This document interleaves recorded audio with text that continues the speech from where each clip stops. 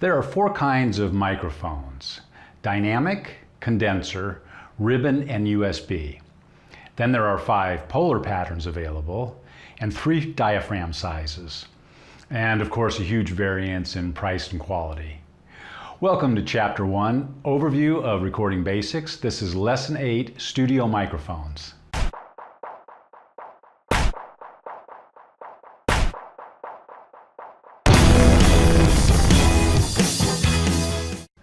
Welcome to Sam's Music Room. I'm Sam, and I hope everyone is doing well.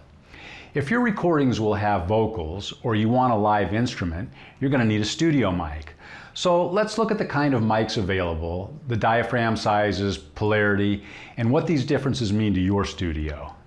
Dynamic microphones. Dynamic mics work with the sound moving a diaphragm to produce an electrical signal. Inside the microphone's capsule is a magnetic field that surrounds a small, movable induction coil attached to a diaphragm. So when these sound waves vibrate the diaphragm, it moves the coil, which in turn creates a voltage induced by the magnetic field. That voltage is then increased by a transformer and sent to the microphone's output jack. These mics are very robust, less sensitive to sound pressure levels and high frequencies, and they're used very often because they're extremely durable and extremely versatile, and they're cheap, quite frankly.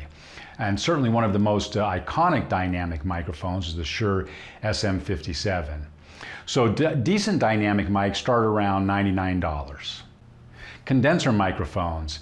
Condenser mics are more responsive to the speed and nuances of sound waves than the dynamic mics. Their mechanical system consists of a thin-stretched conductive diaphragm placed close to a metal disc. And then this arrangement creates a capacitor which is given its electric charge by an external voltage source, like a battery or a dedicated power supply, or as we had discussed earlier, phantom power, which is going to be typically supplied by your audio interface.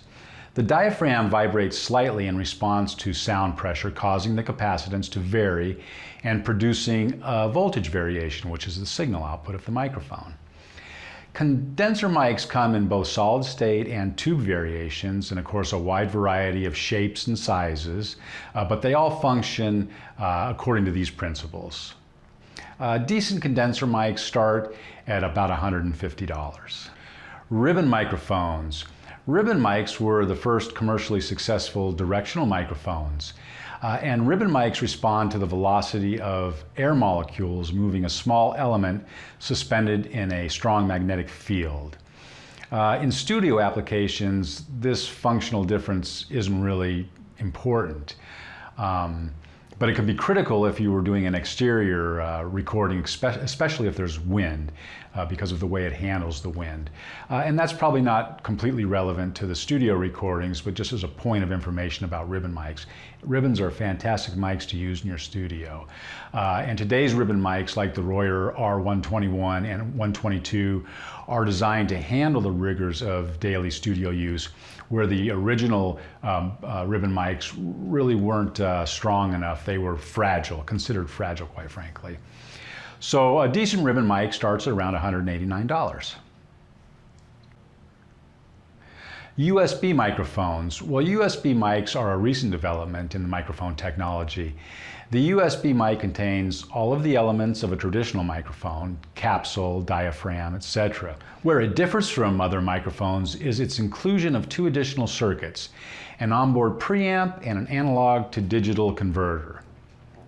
The preamp makes it unnecessary for the USB mic to be connected to a mixer or an external mic preamp. And the AD converter changes the mic's output from analog voltage to digital data. So it can be as simple as plugging it directly into the computer. That makes mobile digital recording as easy as plugging the mic in, launching your DAW, and hitting record. Pretty cool. Decent USB mics start at around $100. Now let's look at polar patterns. The polar patterns are cardioid, which hears best what happens in front while rejecting what's in the back. Supracardioid and hypercardioid, they're more directional and both have sensitive rear lobes.